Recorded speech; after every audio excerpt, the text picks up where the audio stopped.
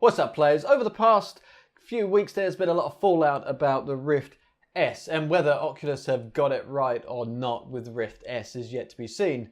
It's quite highly debated, but I wanted to talk about my top 5 ideal features that I'd like to see in a VR device. With some caveats, otherwise I could just say pop on a pair of goggles and have full body tracking and that, be done with it. So the limitations are that the technology should be either available now or in the very near future.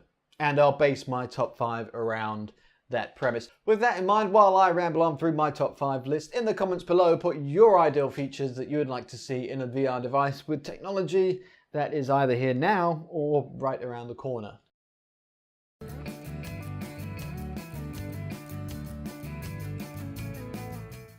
Number 1 straight out the gate is higher resolution. Everybody wants higher resolution. It makes games look a lot more beautiful. But text and video are also important. If you look at what NextVR are doing with their sports events, you get the best seat in the house, and I would like a hell of a lot more of that with a lot greater detail. Also, a better virtual cinema experience could be had with higher resolution, as well as concerts and shows and events, being able to sit front and center in the best seat and have a fantastic experience. That can all be achieved and made more realistic and lifelike with higher resolution. And things like Google Earth as well. You see, games can kind of hide and do clever tricks. They've been doing it for years to hide low resolution scenes and low resolution models. We can notice a difference, but they can cover it up pretty well.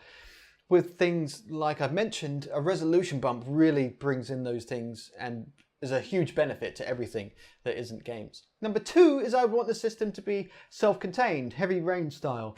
If you look at devices like the Oculus Quest and the Oculus Go, we know that self-contained has its limitations. But if you want a virtual world, you probably want it to be portable and wire-free. The main limitation we have today is power. You can cram as much technology as you want into a headset, but if you've only got a battery that can power all of that for a couple of minutes, that's no good.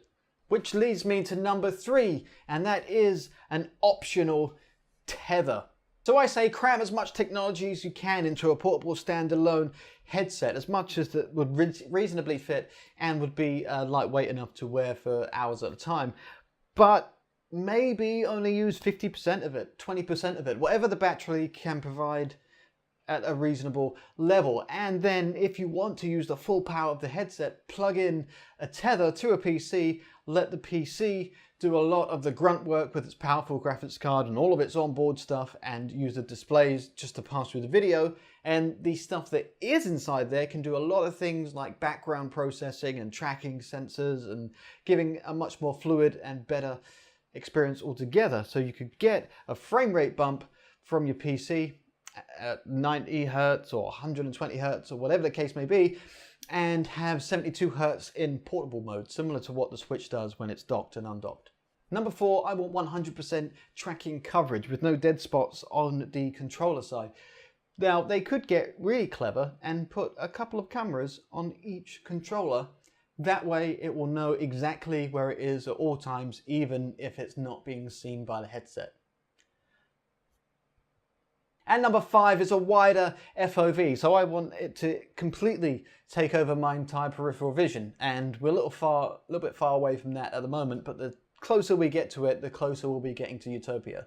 Okay guys, thanks for watching. That was my top 5 list. What's your top 5 list? Drop it in the comments below, and until next time, keep playing.